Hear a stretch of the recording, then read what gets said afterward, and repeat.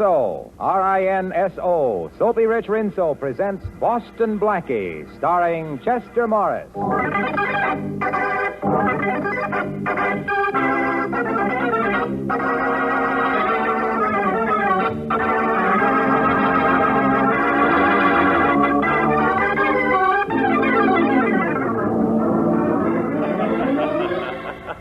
What are you reading, Chief? Little Abner?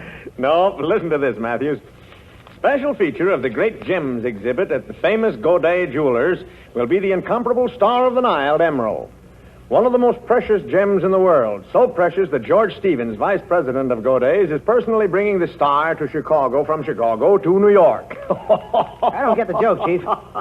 Sure you don't, because you don't know that Boston Blackie is on the same train with George Stevens. But, Chief, I don't get it. Well, if I know my Boston Blackie, and to my great sorrow I do, he won't be able to resist a little gadget worth a cool $200,000. I still don't see what's funny. Besides, Blackie hasn't gone after sparklers in a long time. I know that, but I also know one thing that sparkles that's right up Blackie's alley. What's that? Dames. Sure, Chief, but the Star of the Nile ain't a dame. Yeah, but Helen Crew is. Helen Crew? Yeah, something's bound to happen on a train when it's carrying those three. George Stevens, Helen Carew, and Boston Blackie.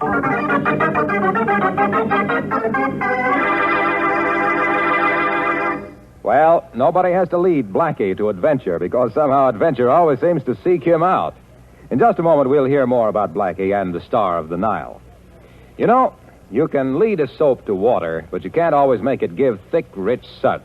Not if it's hard water, and not if you're using one of those Lazy Bar or Skimpy Suds package soaps. No, ma'am, that's when you want Rinso. Soapy Rich Rinso on the job. You see, Rinso bubbles up into mountains of suds, practically at the touch of water. Suds that go right to town on your clothes. Suds that get out more dirt to give you that Rinso white, Rinso bright wash. And no hard scrubbing or boiling to ruin your wash day disposition. A short soaking in Rinso suds, a few quick finger rubs on extra soiled places, and your clothes are ready to rinse. So, next wash day, whistle up a Rinso wash. A wash that's Rinso white and Rinso bright. And now, Chester Morris and the adventures of Boston Blackie.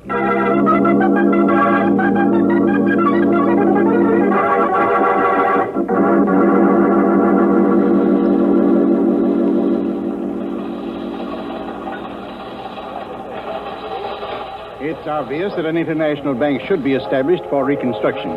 At the United Nations Monetary and Financial Conference held at Bretton Woods, certain preliminary steps were taken. However, it is only the beginning. When you realize that the International Monetary Fund will total around $8,500,000,000.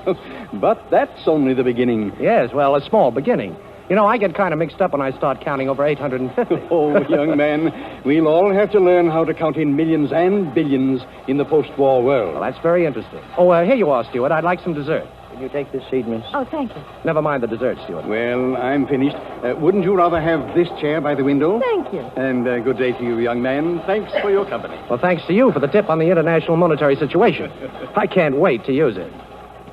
Very interesting man. And very distinguished looking, too. Who is he? I don't know, but he's awfully good at counting. Is it all right if we talk? Why not? You see, my mother never told me not to talk to strangers on a train. I like your mother. Very intelligent woman. Well, I'm no isolationist. But to make it proper, my name is Helen Carew. Oh, and mine is Boston Blackie. I've heard that name somewhere. Are you a baseball player? No, why? Do you like baseball? No, not particularly. Well, why did you bring up the subject? Oh, just to make conversation. Fine. Let's talk about you. All right, let's. I'm a very pleased young lady on a train between Chicago and New York. Why are you pleased? Because I didn't expect conversation with my dinner. Well, do you realize that the International Monetary Fund will total about $8,500,000,000 this year? No. Yes. You see... it's back again. Excuse me, I've lost something. It can't be that $8,500,000,000. No, it was a chamois pouch. I don't see it. Wait. Oh, I'd better get out of the way. It isn't here. Oh, pardon me, sir. What did you lose? This is terrible, terrible. Waiter. Well, it sounds important. Young man, you have no idea how important. That pouch was worth $200,000. That's a lot of money to be carrying around. It wasn't money. It was an emerald. One of the most valuable gems in the world, the Star of the Nile. What a pretty name.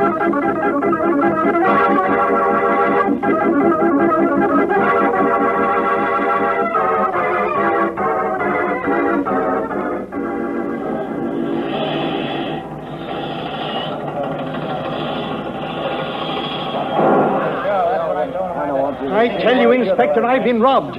It was sometime during the dinner hour. The Star of the Nile is missing. Okay, Mr. Stevens, I got that much from the telegram the conductor sent. Now, we'll search every passenger on the train if we have to, so calm down. Now, you say you thought you left it in the diner. Were you alone? No, a young man joined me for dinner, and then later, just before I left, a young lady was seated at our table. Mm-hmm. Friends of yours? Oh, no, just the people one meets on a train. Now, this young man, what was he like? Well, he was a clean-cut-looking chap with dark hair, a good build, nice smile. I'm not a bit surprised. And the young lady? Oh, quite attractive. As a matter of fact, the young man seemed rather taken with her. Well, Mr. Stevens, I don't think you have to worry about your Star of the Nile. I might even say the situation is well in hand. Matthew should be here any moment now with the man we're looking for.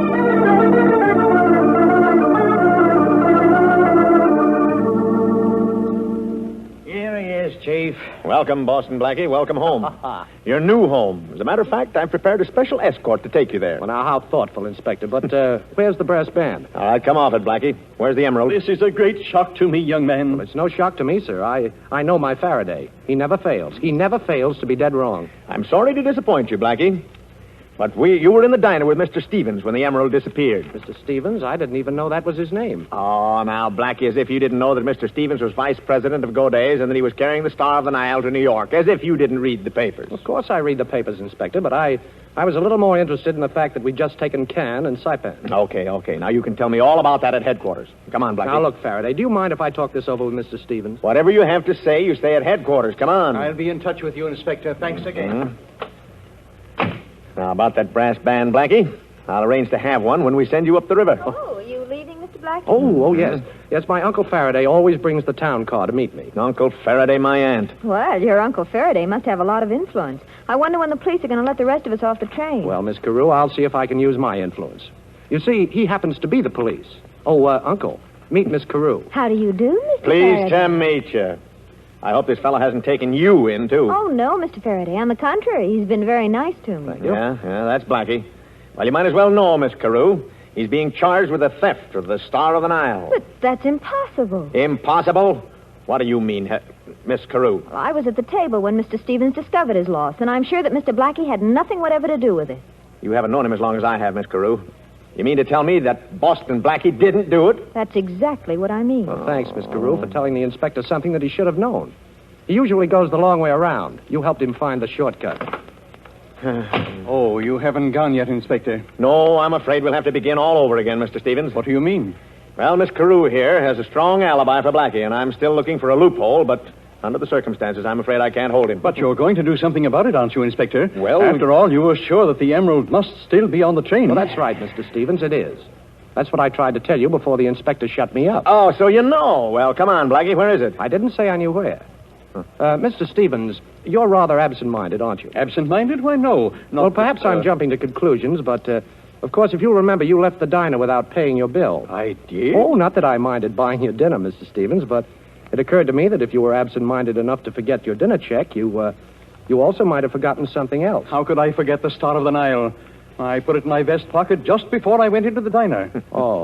Oh, are you sure you put it in your vest pocket, Mr. Stevens? Yes. Well, then the whole thing's solved. Oh. You know, all during dinner, I was envying you, Mr. Stevens. I really was. You looked so cool and comfortable in that sports jacket you were wearing, and you weren't wearing a vest, Mr. Stevens. I wasn't? Well, that's absurd. Now, wait a minute. Oh, what's going on here? Vests, sports jackets. Come on, Blackie. Don't you remember, Mr. Stevens? Let me think. I lay down to take a nap just before dinner. Yeah. I got up and dressed and... By George, you're right. Oh. The emerald must be in the vest that I packed in my suitcase. Oh, Inspector, I'm terribly sorry to have caused you all this trouble, and you, young man, and young lady. Oh, thank you. Thank you very much. And good day. Well, how do you like that? You seem to be disappointed, Inspector. Yeah. You know, if Boston Blackie can sit next to a guy in a train that's got something worth $200,000 and not do something about it, I guess it's time I turned in my bag. Well, you should have thought of that before, Inspector. Just think. By now, you could have had a cottage, a couple of cows, a victory garden, instead of that pet ulcer of yours. By the way, what do you call it? Boston Blackie. What else? Why, Inspector, how sweet of you, naming your first one after me.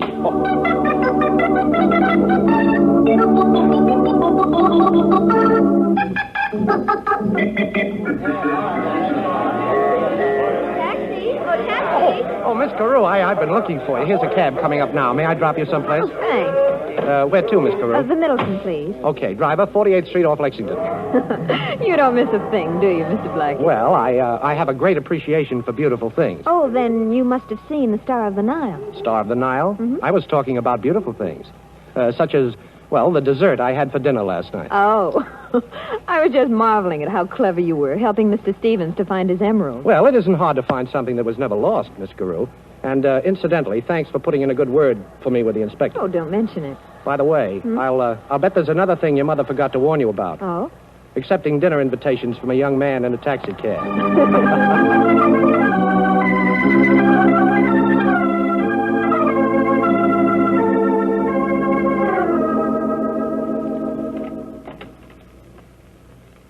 I told you not to disturb me, Miss Everett. I'm too busy to see...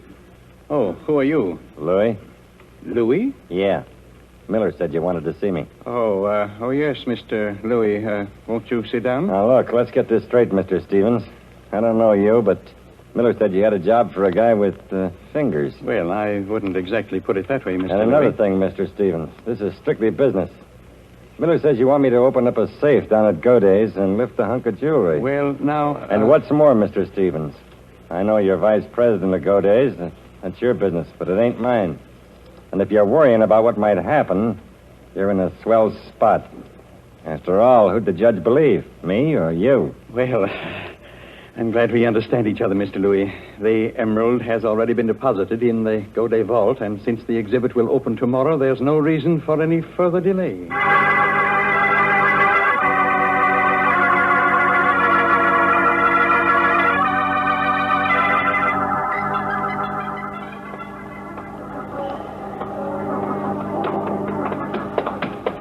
Hey, Blackie.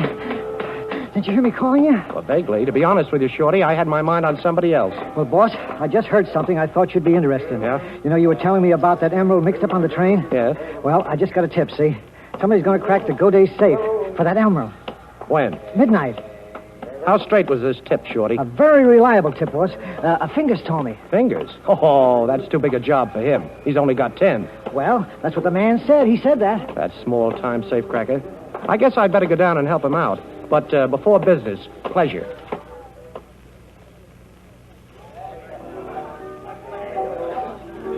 Well, for once, Miss Carew, I can't blame Faraday. After all, he brought us together. Brought us together? Yes. What do you mean? Well, if he hadn't accused me, you wouldn't have had the opportunity to vouch for me, and, well, I wouldn't have had the opportunity to show you my appreciation. Oh, I see. Well, the whole thing was a little silly anyway. Oh, well, not altogether. Faraday has the memory of an elephant and the persistence of a little beaver, and looks like both of them. If anything happens, it's got to be Boston Blackie. Oh, that's a nuisance, isn't it? Oh, I don't know. Faraday hounds me, but it's good to have him around at the wind-up. Blackie, I don't quite make you out, but I like you. Thanks. I hope that's an understatement. Well, I'm surprised the police are so suspicious of you. Oh, that's the story of my life. You see, Faraday has good instincts, only he picks the wrong person. If he knew, for instance, that tonight I may have something to do with robbing a vault, he'd become suspicious right away. But, of course, you haven't anything to do with that. But, of course, I have. Only it's not as bad as it sounds. Oh, now I'm really puzzled. Well, the only puzzle is, why don't I spend the rest of the evening with you? Meaning that you have to leave? Meaning that I have an important conference about something green and something Egyptian. Oh, I see. But like the Sphinx, you won't talk. Perhaps I'll have something to tell you later. I'll get your coat. Oh, thanks. I have to phone. But don't make any dates for the next month. I want to put in my bid first. Hello? Operator, give me Madison 72772. Hello? Inspector? This is Helen Carew. I just had dinner with Boston Blackie. We're leaving now. He's dropping me off at my hotel. He's going down to Goday's. He's after the emerald. And, Inspector, if you should happen to catch him, please don't mention me.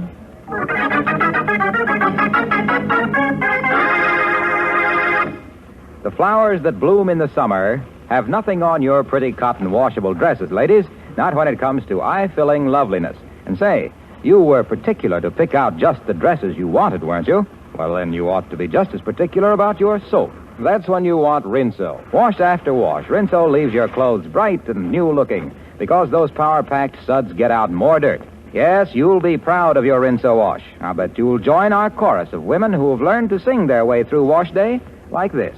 Rinso white, happy little wash day song. Rinso, White, Rinso, white, birdie sing it all day long. Your fine feathered friend has a message to send, so listen, you can't go wrong. Rinso, White, Rinso, white, happy little wash day song. So get Rinso tomorrow. And now back to Chester Morris and the adventures of Boston Blackie.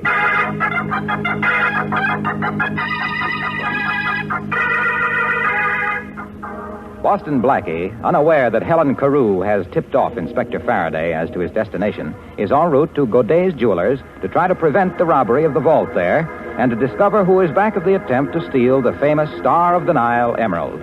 It is midnight at the Godet Vault. It's no use, Louis. It's one of them new-style vaults. I can't make it out. Well, we got dynamite. We'll have to use it. I don't like a noisy job, but where is it? I left it out in the alley, boss. Now, go get it. Okay, I'm going. Try again, Fingers. Stevens is paying off plenty. Well, I'm nervous. This is a big job, boss. Too big for you, Fingers. Okay, stay where you are. Boston Blackie. That's right. What were you saying about a certain Mr. Stevens? Now, look, Blackie, let's be sensible about this. Well, We're having a little trouble cracking this crib. Yeah. I'll make a bet with you. I'll bet you can't open it. Are you kidding, Fingers? I'll make a good bet. All right. So it'll pay you to try. Well, I'll make a bet with you. Not the kind of a bet that'll pay you in money, but it might save a few years of your life. Yeah? Yeah, all you have to do is talk. Yeah, we'll talk, Blackie. But drop your rod first. Oh, so you got a little playmate. Okay, take your gun away from my back. Get it, Louis. I get it. You know, Blackie, this is a happy coincidence. As I said before, we can use you. Only now the bet's off. We're just going to do it. Come on, get those fingers working. And suppose these fingers can't open the vault. And the next time you go to buy gloves, you better look for mittens. Come on, take a good look at the crib. Oh, a beautiful job. You know, Faraday should see me now. Okay. Stand back and keep quiet. Yeah, we'll be quiet, all right, but it's up to you, Blackie. This gun can make a lot of noise. Wait a minute. It feels like, there's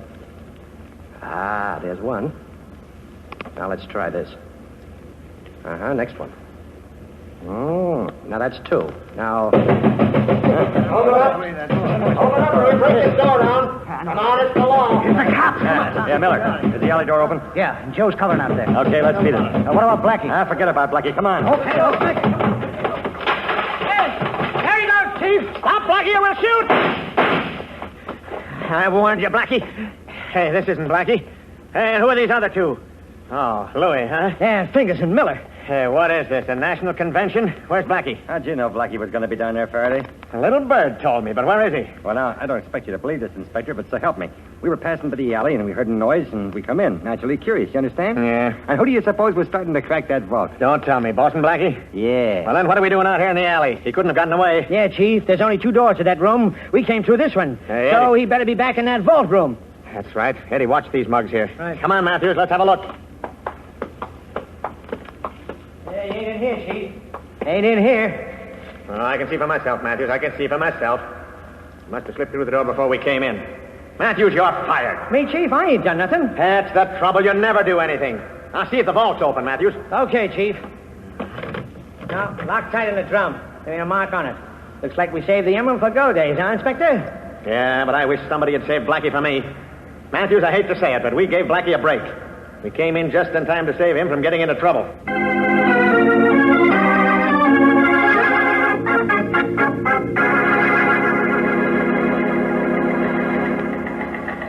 I just wanted to thank you, Inspector, for preventing the robbery last night and catching the thieves. Don't mention it, Mr. Stevens. Tell me, did they have a chance to open the vault? Nope, we were Johnny on the spot. They never even got started. Well, Inspector, I can't thank you enough for the fine job you've done. Fine job. Nothing ever happens. Nobody steals anything. Listen, Mr. Stevens, if somebody should steal that emerald and I catch him, then you can thank me. What burns me up is that Boston Blackie was down there, too, but he got away. Boston Blackie, he got away. Are Yeah. you sure the vault wasn't opened? Sure, we tried it. It was locked tight. Well, that's fine, but to be on the safe side, I'd better check up. I'll go right down to the vault myself.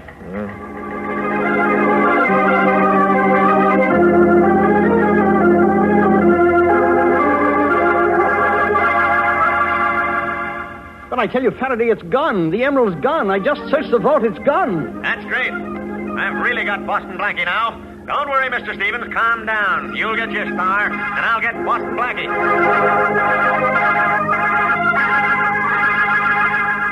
So that's what happened, Helen. Faraday collected 3 mugs, and he didn't seem pleased about it. Blackie, how did you get out? Well, while Faraday was rounding up the other mugs, I got the last number of the vault's combination, you see? Mm-hmm. I opened the door and stepped in and then closed it. But you might have been locked in. I was locked in, fortunately, because somebody tried the handle of the vault later.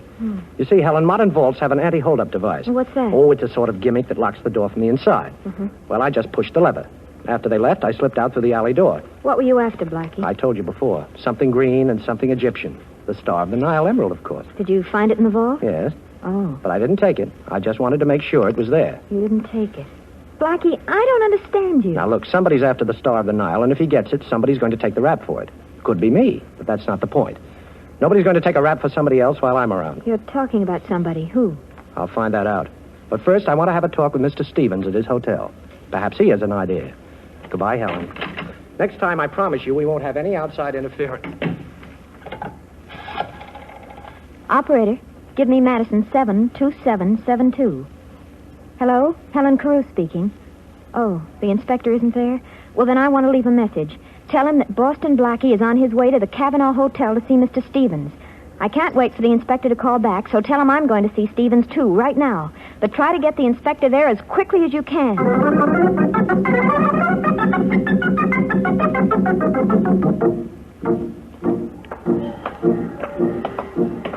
Slow down, Blackie. Slow down there. Okay, you can march in step with me and Matthews now. You taking your afternoon constitutional, gentlemen? What were you doing back there at the Middleton apartment, Blackie? Now, Inspector, you're privileged to know anything about my public life, but I insist that you don't interfere in my private affairs. Well, this is a little private affair that I am interfering in. Oh. You're under arrest for stealing the Star of the Nile. What, again? And no alibi this time either. You were down at the Godet vault with Louis and the 2 other guys. I got them and searched them, but you got away. Now, somebody got that emerald out of the vault. Come on. Shake a leg, Blackie. Hey, I didn't say stop. I said go. Police!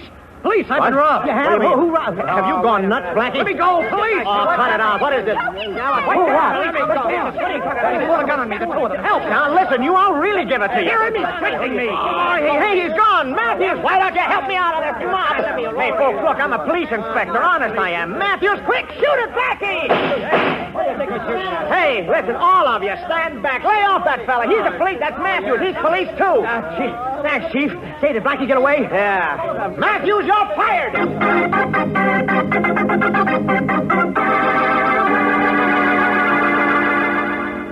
But I was sure he was coming here, Mr. Stevens. Miss Carew, why should Mr. Blackie come to see me at my hotel? Besides, I'm confident that by this time Inspector Faraday has made sure that the young man is no longer a free agent. Perhaps, yes, perhaps you're right. But, well, I'm not sure the inspector is right in what he's doing. Oh, now, Miss Carew, it's quite obvious that you have an attachment for Mr. Blackie, and if the police have taken him, I won't have to worry about the Star of the Nile any longer. The police haven't taken me, Mr. Stevens. Boston Blackie. And incidentally, if I knew how much the Star of the Nile would be worth to you, I might listen to reason. Blackie. Hello, Miss Carew. I rather expected you'd be here, too. I wouldn't try to phone Mr. Stevens. You really don't want the police to come up here. Why not? Because it would be very embarrassing for you. And besides, it would be very embarrassing if I had to use this gun. Blackie, look. Oh, Helen, don't.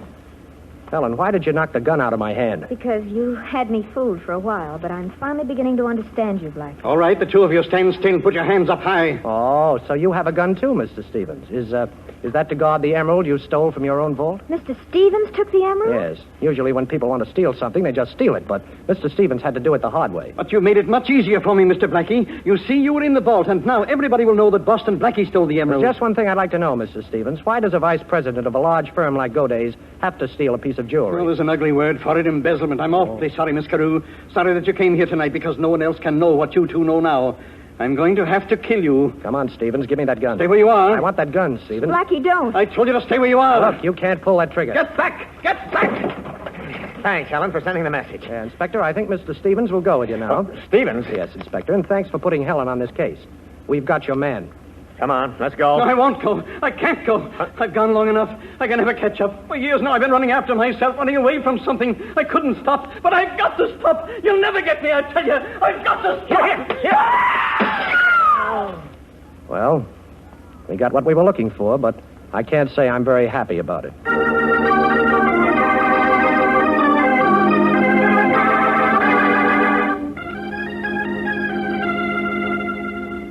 Well, Faraday, this time I've really got to thank you. Don't kid me, Blackie. No, on the level. You saved my life. You know, it's the first time in 10 years that I've been scared. Really? Well, you know, Stevens might have pulled that trigger. No such luck. Oh, very funny. Yes, he'd have shot Helen and me if you hadn't knocked on the door. He had only one other way out, Faraday, and because you came in, he took that way. Always blaming it on me, huh?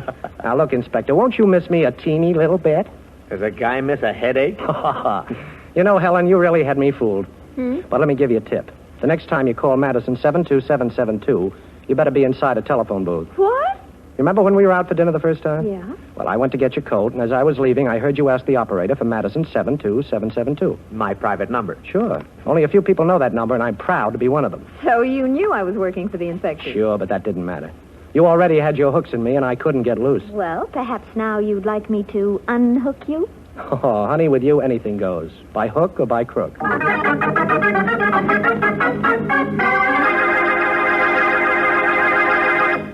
I suppose it's your business if you want to make a big job out of dishwashing, but I'd like to butt in just the same because I feel you don't really like to spend a lot of time at the kitchen sink, and you don't have to if you put Rinso to work for you. Those peppy Rinso suds get your dishes sparkling bright so easily that there's not much point in scraping and scouring with the lazy suds of some soaps.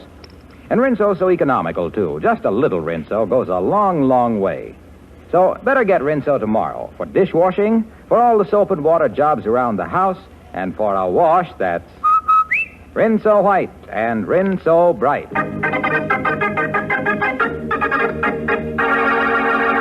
And now a glimpse at next week's adventure of Boston Blackie. Here it goes. What a crack-up. Them plainclothes cops in that car ain't never going to interrupt another one of our hijack jobs. Plainclothes cops. Them ain't no cops. The driver of the car that just wrapped around a telephone pole is Boston Blackie.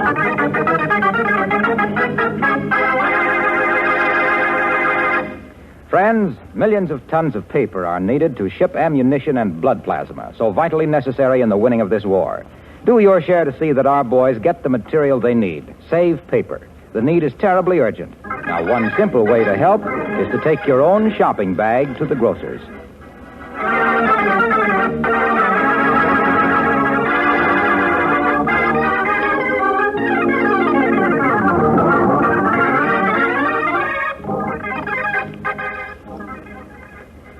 Be sure to listen in at this same time next week for another exciting adventure with Boston Blackie. You can see Chester Morris as Boston Blackie on the screen at your favorite movie theater.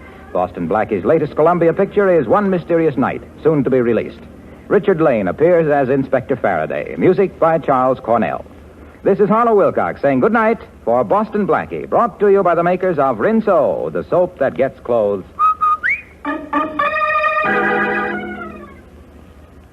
And when you get Rinso tomorrow, buy some Lifebuoy, too. Use Lifebuoy in your daily bath or shower. You'll love that rich, purifying lather.